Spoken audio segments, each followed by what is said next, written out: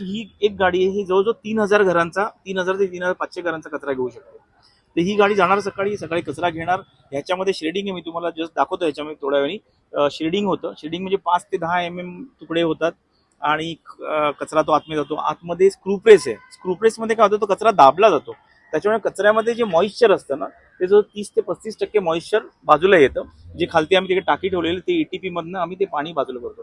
त्याच्यामुळे काय होतं, माझा कचरा जो आहे तो फक्त 60-65% राहतो आणि तो पण असा होतो की ड्राय असा चोथा मिळतो आम्हाला.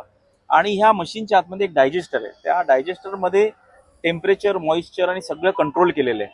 म्हणजे ही गाडी जम्मू काश्मीरला असून दे किंवा जयपूरला असून दे, 2 डिग्रीमध्ये असून दे किंवा 45 डिग्रीमध्ये असून दे, ह्याच्या आतमधलं टेम्परेचर आणि ह्याच्या आतमधलं मॉइश्चर हे सेम असतं. त्याच्यामुळे ह्याच्या आतमध्ये थर्मोफिलिक बॅक्टेरिया आहेत आणि करोडो त्याची कॉलनी आहे, ती त्याला खायला चालू करते. त्याच्यामुळे काय होतं की आपण जो कचरा टाकतो ते 8 ते 12 दिवसाच्या दरम्यान त्याचं एक चांगल्या सॉइलमध्ये रूपांतर होतं आणि ते आपण मग झाडांसाठी वापरू शकतो, प्लांटेशनसाठी वापरू शकतो. याचा फायदा हा आहे की ज्या 3000 घरांसाठी जी समजा गाडी ठेवलेली आहे, त्या 3000 घराचा कुठल्याही प्रकारचा कचरा हा बाहेर जाणार नाही आणि तो त्या खताचा ह्याचं खतामध्ये रूपांतर होणार.